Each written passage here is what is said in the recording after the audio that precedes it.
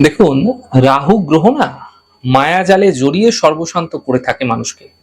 তো আপনাকে অন্য দিক থেকে দেখতে গেলে রাহুই কিন্তু আপনার বিপুল যে জাগতিক সুখ রয়েছে, প্রাচুর্য রয়েছে, সম্পদ রয়েছে, সেগুলো কিন্তু মুখ্যত রাহুই দিয়ে থাকে।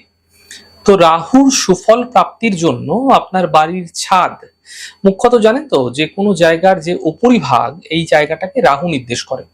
সেটা যে কোনো কিছুর উপরিভাগ হতে পারে, আপনার আলমারি হতে পারে, আপনার শোকেস হতে পারে, আপনার সিলিং ফ্যানের ওপরটা হতে পারে, আপনার ছাদের ওপরটা হতে পারে। এই জায়গাগুলো যেন কোনো রকম ঝুল নোংরা এগুলো যেন না জমে, এটা বিশেষ খেয়াল রাখুন। তাহলেই দেখবেন রাহু কন্ট্রোল থাকছে। রাহু অশুভ আপনার জীবনে নচেত বৃদ্ধি পাবে। ন্যাচারালি উপরের দিকটাই কিন্তু বেশি খুব দ্রুত নোংরা হয়, তাই না? তো বুধবার দিন এবং শনিবার দিন আপনার বাড়ির যে টয়লেট আছে, বিশেষ করে এই দুটো দিন, সেটা পরিষ্কার রাখুন, পরিষ্কার করুন। সপ্তাহে প্রত্যেক দিন তো পরিষ্কার করা সম্ভব নয়, কিন্তু বুধ এবং শনিবার আপনারা পরিষ্কার পরিচ্ছন্ন করুন, সেই জায়গাগুলোকে ক্লিন করুন।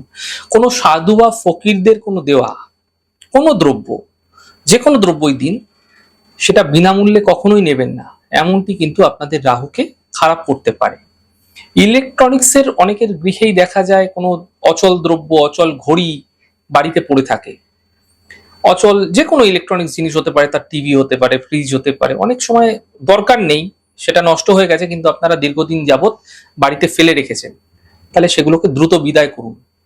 আপনার বাড়িতে যদি জঞ্জাল, যিনি নিয়মিতভাবে নিয়ে যান আর কি, যিনি ডাস্টবিন পরিষ্কার করেন বা যিনি ড্রেন পরিষ্কার করছেন আপনার বাড়ির কাছাকাছিতে, তাকে মাসের যে কোনো একটি বুধবার বা শনিবার দিন অবশ্যই কিছু তাকে দিন। খাদ্যদ্রব্য হতে পারে, অর্থ হতে পারে, আপনার সাধ্যমতো অবশ্যই দিন। এতে রাহুর অশুভ প্রভাব থেকে আপনারা অবশ্যই বাঁচতে পারবেন। এই ছোট্ট প্রক্রিয়াগুলো করুন, ফায়দা মিলবে।